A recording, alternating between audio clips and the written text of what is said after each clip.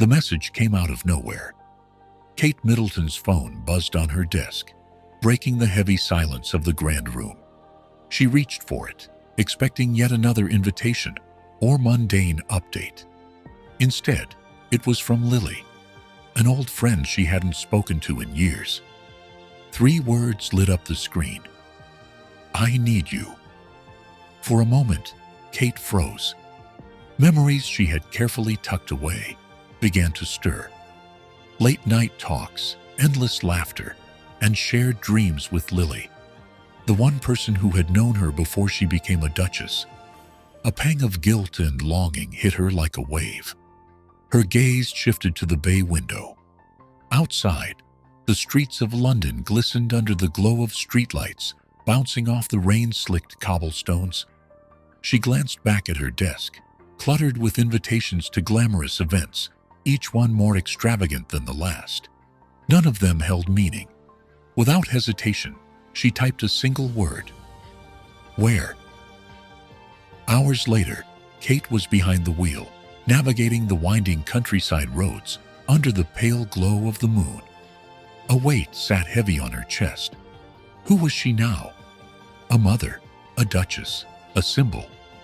But had she lost the person she used to be? As the questions churned in her mind, her destination drew closer, a small cottage where the past and present were about to collide. Lily opened the door, her face weary but her smile radiant. "You came," she whispered, pulling Kate into a tight embrace. Inside, they sat by the fire. Lily's voice trembled as she spoke of her struggles, financial hardships, caring for her aging parents, and the loneliness of shouldering it all alone. Kate listened intently, her heart sinking with every word. "Why didn't you tell me sooner?" she asked, her voice soft but heavy with emotion. "Kate, your world is so far from mine now." "I didn't want to be a burden," Lily replied, staring into the flickering flames. Kate reached across and clasped her friend's hand. "Lily, you were there for me when I didn't know who I was. You could never be a burden. Your family." The hours stretched into the night as their conversation shifted from sorrow to laughter, memories, and tentative hopes for the future. Kate felt something within her awaken, an echo of the girl she had been before royal duties and public expectations buried her under their weight. By dawn, the golden rays of sunlight began to spill into the room. Standing at the door, Kate turned to Lily with renewed determination. "I'm going to help. Not because I'm a duchess, but because you're my friend." Lily's eyes filled with tears. "You don't have to." "But I want to," Kate interrupted. "And it's not just about helping you. It's about remembering what really matters. This connection, our friendship, it's what keeps me grounded." Back at Kensington Palace, Kate started making changes. She began small.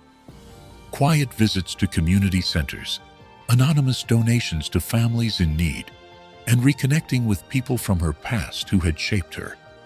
Each act was a step toward rediscovering her own humanity.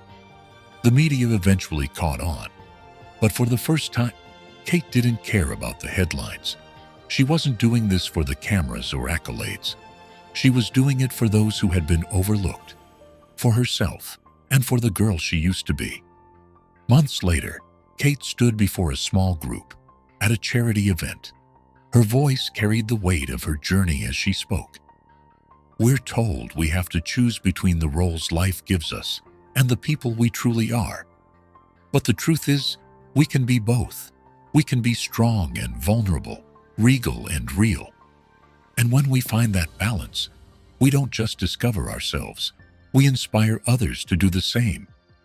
As the applause filled the room, Kate's eyes found Lily's in the crowd. Her friend's warm smile was all the validation she needed. This wasn't just a chapter in her story. It was the beginning of a legacy built on love, connection, and rediscovery. For Kate Middleton, the journey was no longer about meeting expectations.